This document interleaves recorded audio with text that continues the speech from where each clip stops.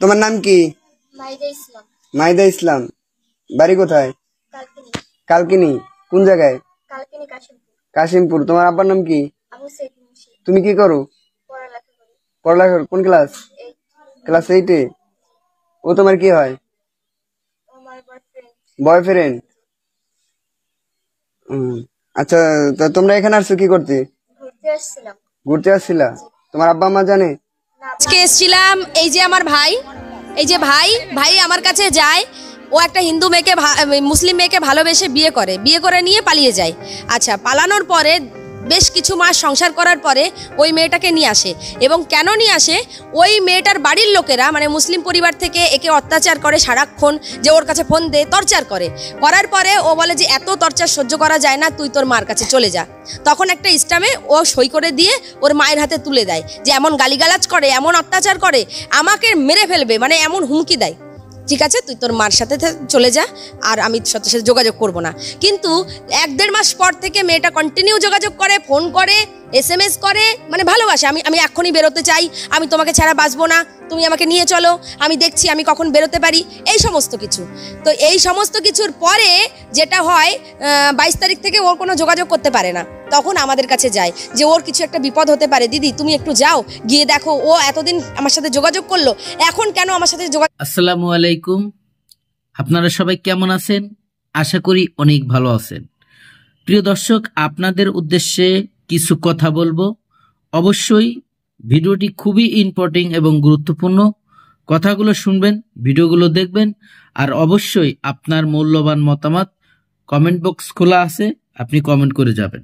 দর্শক শ্রোতা, আমাদের ছোট ছোট ভাই বোন এবং ছেলে মেয়ে সবার ঘরেই আছে, এবং আজকে এই ভিডিওটি খুবই সতর্কবাণী। আমি শুরু থেকে বলেছি যে আজকের এই ভিডিওটি খুবই শিক্ষামূলক ভিডিও এবং প্রত্যেকের জীবনে এই ধরনের ঘটনা ঘটতে পারে।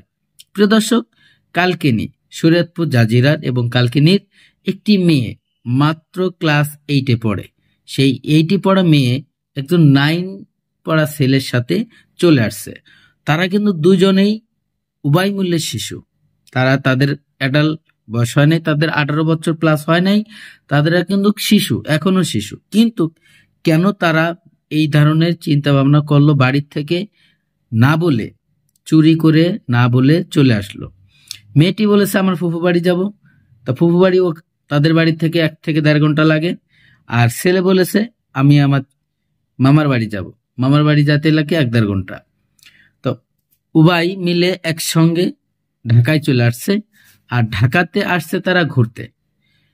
প্রিয় দর্শক, ঘুরতে এসে তারা যে বাড়ি আবার পুনরায় ব্যাক করবে, তখন তাদের অনেক রাত হয়ে যায়।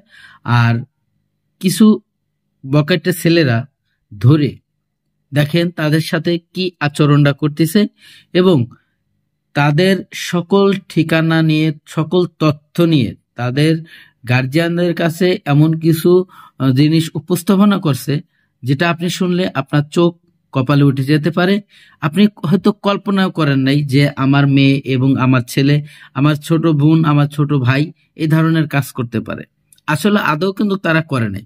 তবে তারা গার্লফ্রেন্ড এবং বয়ফ্রেন্ড, এটা ঠিক আছে, কিন্তু তারা যে সমস্ত কথা পকেটে ছেলেপেলেরা উপস্থাপনা করছে, সেই কাজগুলি কিন্তু তারা করে নাই। অতএব প্রত্যেকটি ফ্যামিলির বোঝা উচিত যে আমার মেয়ে বড় হচ্ছে, আমার ছেলে বড় হচ্ছে, আসলে তারা স্কুলে যায় কি করতেছে, তারা আদৌ কি স্কুলে যাচ্ছে, তারা স্কুলের নাম নিয়ে কি অন্য কোথাও যাচ্ছে, তারা কি কোচিং এর নাম নিয়ে সন্ধ্যার সময় অন্য কোথাও যাচ্ছে। এমন আমরা দেখেছি সোশ্যাল মিডিয়াতে ভিডিও, যে কোচিং এর নাম বলে তারা অনৈতিক কাজে আবদ্ধ হয়েছে উভয় মিলে।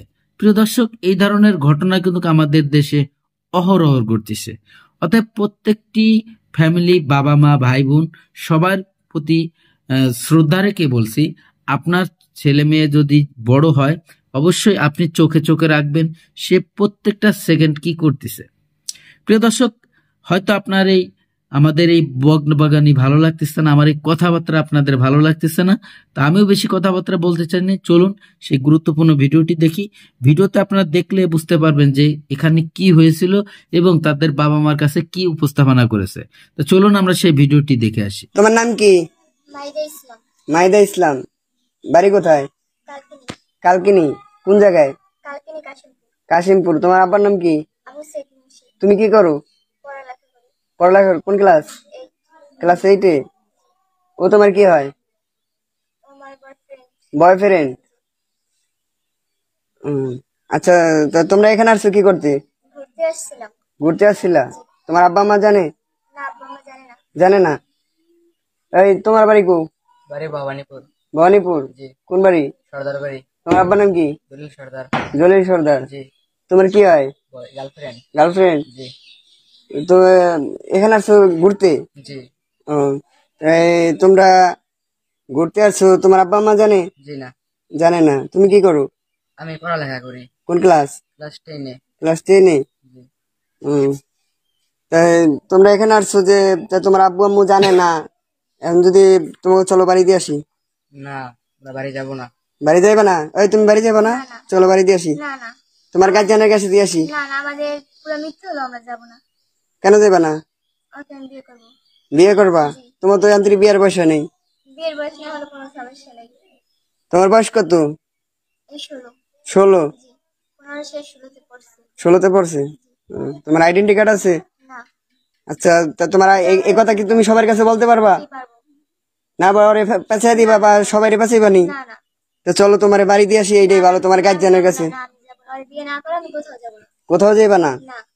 এটাই তোমার কথা?